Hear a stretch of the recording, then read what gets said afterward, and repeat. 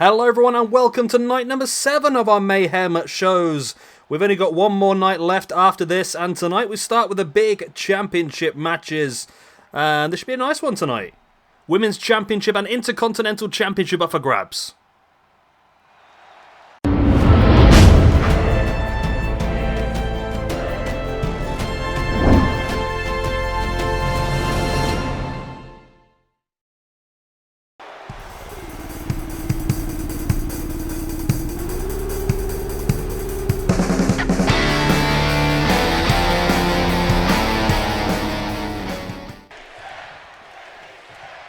And here we go then, starting the night off with a match being created really on Twitter between these two.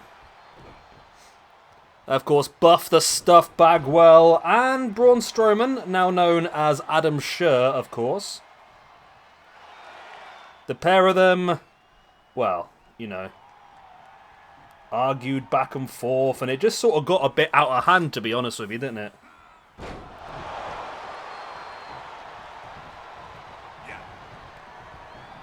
But it's been a pretty fun little argument between the two, and Buff has really gained a massive online sort of, the best way of putting it, a massive online following from this. I don't think he was that sort of big on Twitter beforehand, but now he really, really is. And this is his opportunity here to build himself up in our universe mode as well. Points up for grabs here. Let's have a quick gander at the old ranking system. Where are we? Right. Oh, I've just moved the cable. Has that buggered up the audio? No, it hasn't. Okay. Every time I touch my microphone cable, it sometimes disconnects the microphone. It's really annoying. Right. So, Buff Bagwell. So far, 2 matches, 2 wins for Buff, actually. So he's got a 100% record in our universe mode, whereas Mr. Strowman currently, after 10 matches, is on +1. -3 for this year, though, which I'm sure he won't be too happy with. But this is an opportunity, like I said, for the pair of them. I mean, Buff can continue to build himself up, get himself up to a +3 here, or Braun can sort of turn this year around. Like I said, he hasn't had the best of times so far.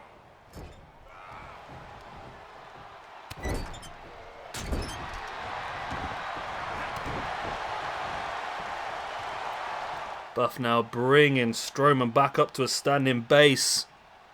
And he has him sort of, well, I was going to say throttled. He hasn't really. He's just got him grabbed by the beard, hasn't he, really? It's a bit of a weird and wonderful sort of attack, wasn't it, really? But there you go.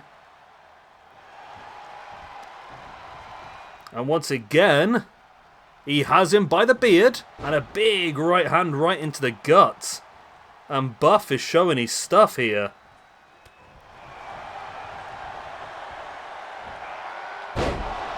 Strowman now just suplexing Buff. And now has him up in that submission hold. And that actually could be... No, it's not. Because it was too close to the ropes. Strowman is going to go in for the pin now. But again, just too close to the ropes. And there's that running power slam by Strowman again. Too close to the ropes. Over and over and over again. Strowman now just launching Buff Bagwell up into the air. And at the moment, it's not looking great for Buff, is it? Buff is in trouble here. He's being thrown around all over the place. Big strike in the face now. Strowman continues on. Buff now sends Strowman over the top.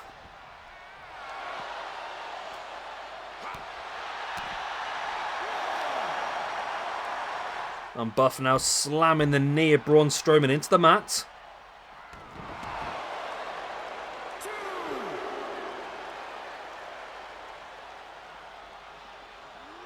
Braun now sending Buff straight gut first in to the barricade.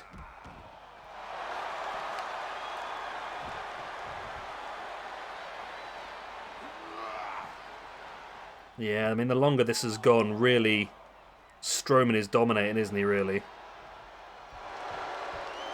I'm not quite sure Buff really wants to get Strowman on the outside as well, because it seems like... Well, seems like not the best idea, to be honest. Because straight away he brings him back to the outside, and Strowman just powerbombs Buff Bagwell into the barricade around the outside. That is super painful. And Buff, though, back up with that running neckbreaker. Taking down Strowman. Oh, running clothesline once again, and Strowman is dominating this one. Straight, oh my god, it was like into a bear hug and then just slammed down into the, almost like a spine buster, really.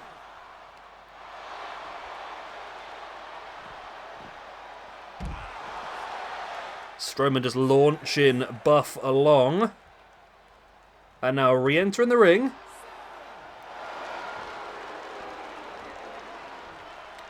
Strowman heading now back out to the outside with Buff. He's just breaking the referee's count and looking to continue the assault, but Buff sending Strowman into the barricade. And Buff now with a big headbutt.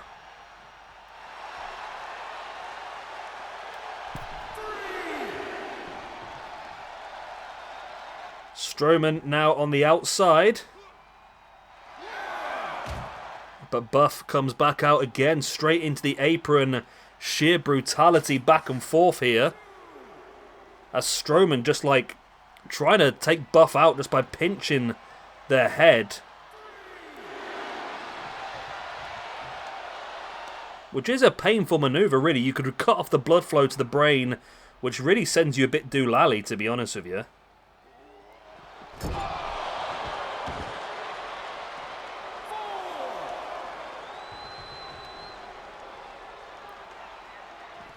Strowman has been busted open now as he just launches Buff Bagwell across the ring.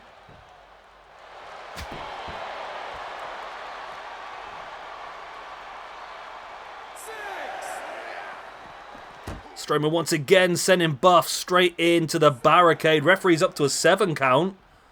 And Strowman could win this one by countout if Buff is not able to make it back in the ring before the 10. Referee's now up to an 8. And Buff is struggling. But Buff is back up and in the ring. Is he going to regret getting back in the ring here? I mean, Strowman has dominated Buff through a chunk of this match, but you never know. Oh! Bossman slam, but again, too close to the ropes.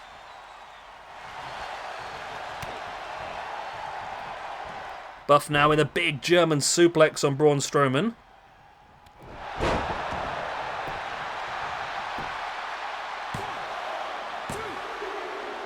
Oh my god, I thought he had him then. I thought he had him then for a second, you know. Not to be the case, though.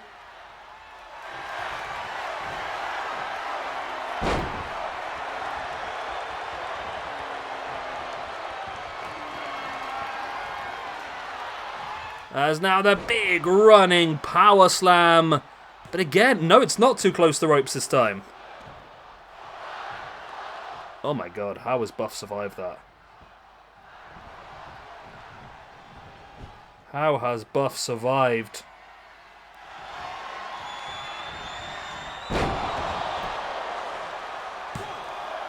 And this time, surely he can't. Yeah, Braun does finally get the victory.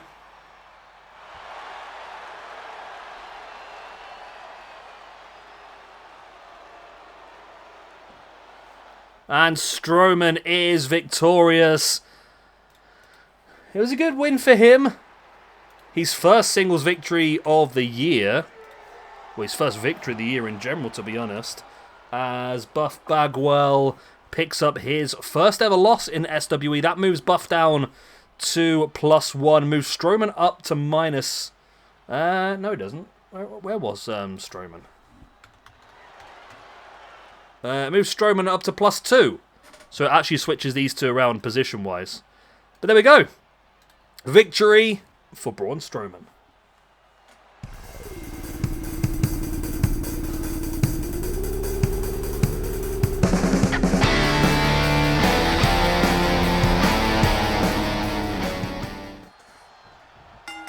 And here we go then, we are underway. My pop filter keeps moving. We have got the team of Imperium, Walter.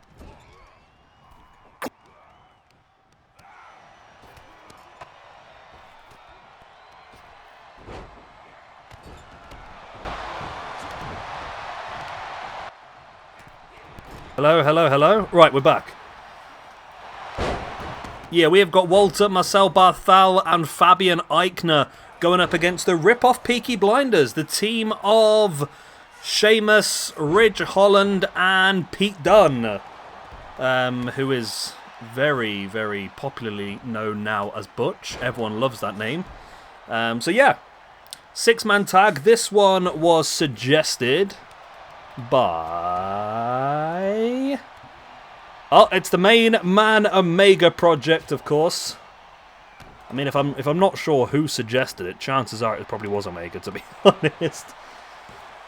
As there's the pin in the ring by Marcel Barthel. I feel sorry, you know, for Eichner, to be honest with you. I mean, the trio were great. I don't know why the trio have not been moved forward unless they just... I was going to say if they wanted to stick with the Germans, but Walter isn't even German, is he? He's Austrian. Why they didn't bring Eichner up as well makes little sense to me, unless they want Barthal and Walter to be a tag team. But it would have made a lot more sense for me for Barthal and Eichner to be up there with Walter and have them as a trio. But for some reason, that's not what Vince and WWE had in mind. No idea why. Your guess is as good as mine. So, of course, this is a Tornado Tag Team match, so everybody is legal. However, only pinfalls and submissions in the ring will count, and it is first pin or submission to get the win. Marcel Barthal and Ridge Holland currently in the ring. You've got Butch on the outside there with Walter. Of course, those two have had some cracking matches in the past. And you've got Shamus and Fabian Eichner now. I was about to say in the ring, but Shamus now has Eichner sort of floating mid-air in an area that doesn't really make a hell of a lot of sense, to be honest with you, but he's getting there. There's the pin now by Ridge Holland on Fabian Eichner inside the ring. That was almost, not Fabian Eichner, that was Marcel Barthel. That was almost a victory there, done and dusted, but not quite. Pretty close.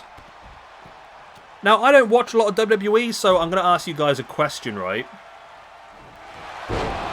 So it was Ridge Holland's suplex that injured Big E, wasn't it? Was that Ridge Holland's fault? Or was it just bad luck? Because didn't Ridge Holland injure someone pretty badly in NXT? Or did Ridge Holland himself get injured pretty bad in NXT? I seem to recall when he first debuted in NXT, there was a pretty severe injury. I can't remember if it was Ridge himself or whether he injured somebody. But yeah, I mean, I don't honestly know one way or the other who was to blame for that. I saw a brief highlight of the actual suplex itself, but yeah, was that Ridge's fault, or was it Big E's fault, or was it just a, you know, one of those things? Okay, I've just seen Marcel Barthel take the top off the announce table, which I've not seen anybody do so far in this year's game. Was it just an error, or is he actually going to use that announce table? I would love him to use that announce table. We've not seen it so far at all on this game.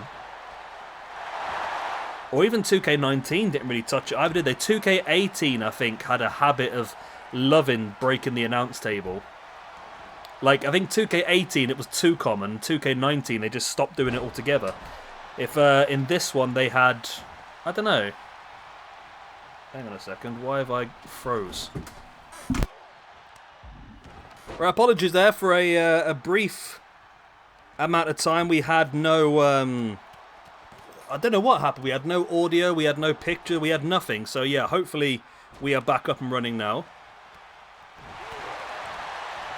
We have Pete Dunne and Gunther in the ring. Marcel Barthel and Ridge Holland in the ring. Got Shamus and Fabian Eichner on the outside. I think there's a party next door because it is bloody loud. Nice air raid slam there by Barthel. Shamus re-enters the ring. Face to face with Walter, and Walter just walk towards him, and Shamus is like, nah, I'm not having this. There's the pin. Middle of the ring, but it weren't enough. Oh my god, it is loud next door. I was going to go and enjoy myself in the garden after this.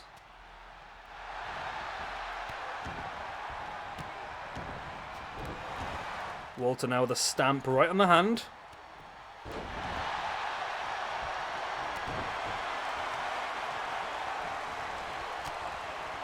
As Barthal with Ridge Holland up, and now in with that big belly-to-belly slam by Ridge Holland, and that gives the opportunity. Not quite enough, though.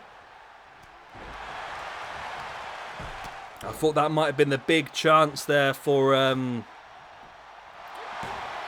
the rip-off Peaky Blinders to get the victory. Oh my god, that was almost a win there as well. All 6 men now in the ring for the first time in quite some time. There's the Irish Curse backbreaker. In with a big bro kick there by Shamus. And now Pete Dunne wrenching back with the arm breaker.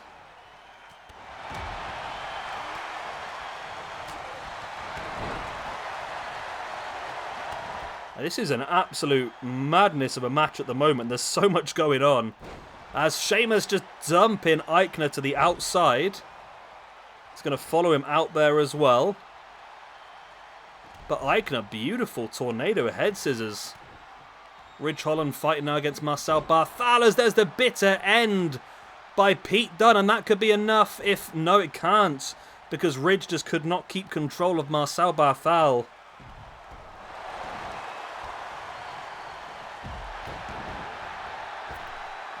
Dunne now dumping to the outside once again. It's Ridge Holland and Marcel Barthal, the only 2 inside the ring now. Remember, everyone is legal, but only pinfalls and submissions inside the ring will count.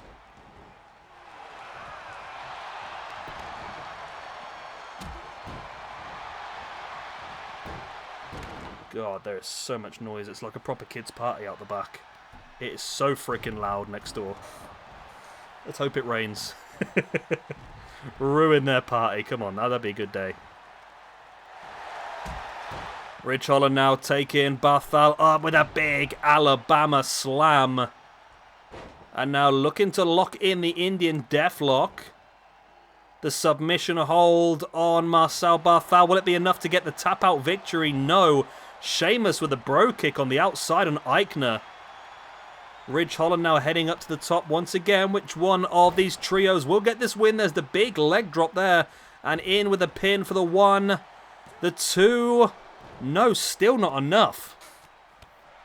Still not enough to pick up the victory.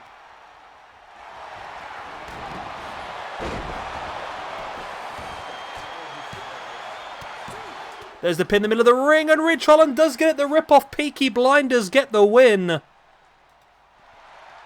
mean, it was a pretty messy match from my point of view because I pressed a lot of the buttons that I wasn't supposed to press on the controller. But there we go. So Ridge Holland, was that his debut? It was. Ridge Holland does not exist on our ranking system, so he will be added. I mean, have these group actually got a real name? I say, I've just been calling them the rip-off Peaky Blinders, but I'm not sure if they actually have a real name. Let's do that. Okay, so Ridge Holland. Yeah, let me know if this group actually does have a real name. So Ridge Holland gets a win in his debut. Shamus was on 0. He's going to move up to +1 as well. And Pete Dunne is up in 8th position in the rankings on +12. He moves up to +13, which is actually going to move him up to 6th in the rankings now. On the other side of the die, Walter, who is currently on +9, -4 for the year, is going to drop down to +8, -5 for the year. Walter having a terrible, terrible time. Eichner... Fabian Eichner, -3. He moves down to -4 as part of Imperium. And I've got a feeling that Marcel Barthal isn't far away either, is he? No, he was -3. He's also going to move down to -4. Into the tag team rankings then. Imperium dropped down to -1 overall. Whereas the new team, which we will create now... Where are we? There we are. Put him in there. The new team of the Rip-Off Peaky Blinders is going to move down to -1. Right. Let's move on to our first championship match of the evening.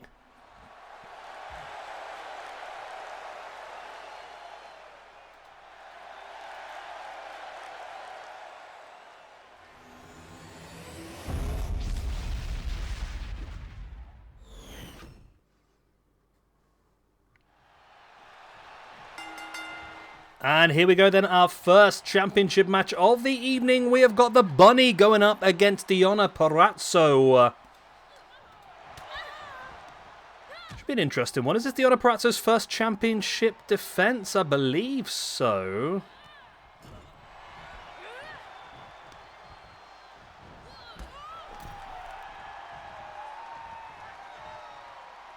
But either way, it's going to be a very interesting match. Of course, the Bunny... former champion, won the #1 contendership to get this opportunity once again.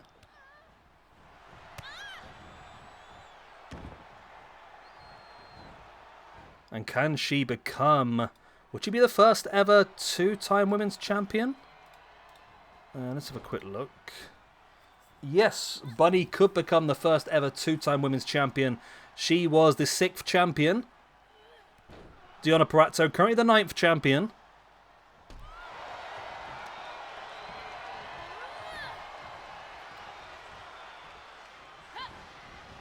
The Bunny went for the boot. Deonna Purrazzo avoided. Now Purrazzo taking the Bunny up.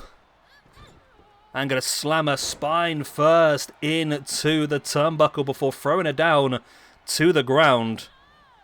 Once again, Purrazzo, big running knee strike right into the face of the Bunny. Purrazzo now heading up to the top. Look at that big leg drop and drops it hard. There's the pin. Only a 2 count.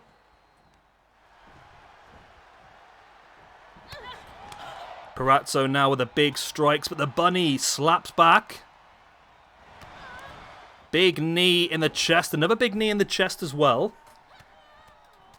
She ain't messing around, is she, old Bunny? She ain't messing around at all. And this is only the first championship match tonight. We still have our main event of the evening straight after this. Chris Jericho up against AJ Styles for the SWE Intercontinental Championship. And then I'm not sure what we're doing next. I think the plan next is to do the...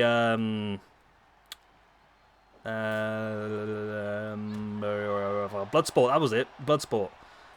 We were supposed to do that next before this one, but I held it back because I wanted to wait to get some more cores available, because you guys had some great ideas for people we could use.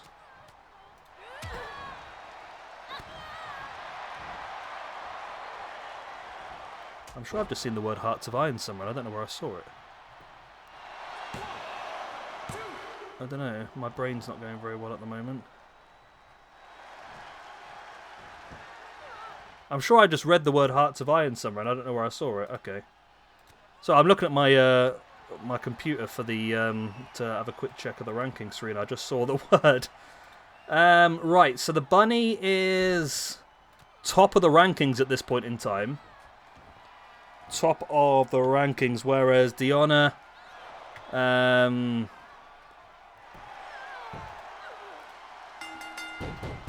I spelled her name wrong? That's a tap. That is the tap. Okay, I don't see. Why did that not come up then? Okay, yeah, Deonna Purrazzo gets the victory. That moves her up to +3, and she retains the championship in what was quite a quick and simple victory, to be honest with you. Quite a quick and simple victory indeed. Deonna Purrazzo victorious. And the Bunny drops down. She's still joint top of the rankings alongside Beth Phoenix and Thunder Rosa. But Deonna Purrazzo now on +3 moves herself up to 31st in the rankings. which is technically joint 20th as well.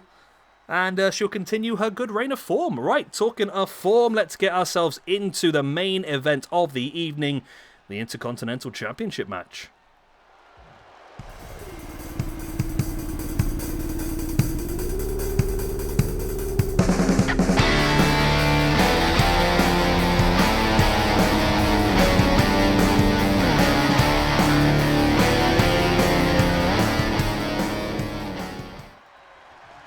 And here we go, the main event of the evening.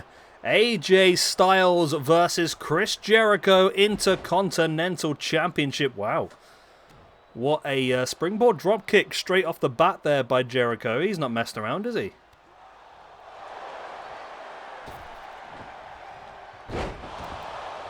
Nice reverse suplex. Big boot in the back of the arm there by AJ Styles.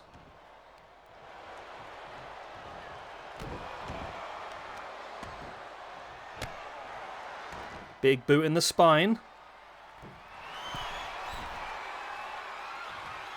And a big frog splash there as well. There's the pin. It's only a 2 count, but AJ there really had him going.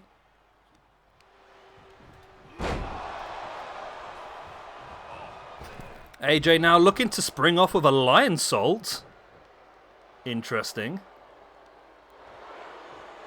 As Jericho now with a boot in the face of AJ, and once again, there's the elbow in the gut by AJ. And in with the neck breaker. And AJ now heading back into the ring. Ooh, AJ and Jericho switching places. AJ with the strikes on Jericho.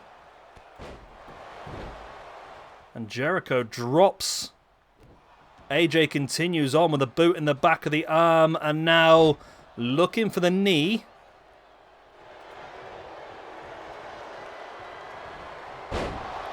Nice fisherman suplex there by Jericho.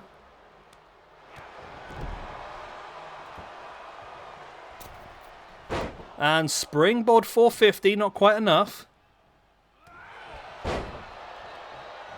There's a strike there by AJ, who once again is on the outside. Is he going for a very early attempt at a phenomenal forearm? He is, and he hits it as well. This could be a very, very quick and easy match. Oh my god, brand new champion. How is that quick? AJ Styles has just destroyed Chris Jericho. AJ was on plus 14 in 5th position. He now moves up to plus 15, which puts him joint 4th with Bret the Hitman Hart. Chris Jericho, on the other hand, was in 12th position on plus 11. This is going to move him down to plus 10. But there we go. AJ Styles becomes our 6th ever Intercontinental Champion. And Chris Jericho becomes our former Intercontinental Champion. There we go. One big title change here this evening. Oh, I pressed the wrong button there. Yeah, I'm pretty shocked about how quick and simple that actually was, to be honest with you. Like I said, I wasn't quite expecting that match to go as quickly as that. Either way, I think both of these men were big, brutal talents, but yeah, I'm shocked with that one. I'm shocked with how poor Chris Jericho was tonight. Right, there we go. We will leave it there for now then. Hopefully you've enjoyed this episode. We've got one more big one upcoming for you in a couple of days' time. In that one, we're going to have a 4-way elimination match. Bruno Sammartino, Bob Backlund, Pedro Morales, and Antonio Rocca. We've got Steiner and Son, Rick Steiner and Bron Breakker defending their tag team championships against the House of Black, Malachi Black and Brody King. Bret Hart defends his United States Championship against Ric Flair. And Kenny Omega defends the SWE Championship against Kazuchika Okada. Right, I'm going to love you and leave you. Good night. God bless. Auf Wiedersehen. I'll see you all next time. Bye-bye.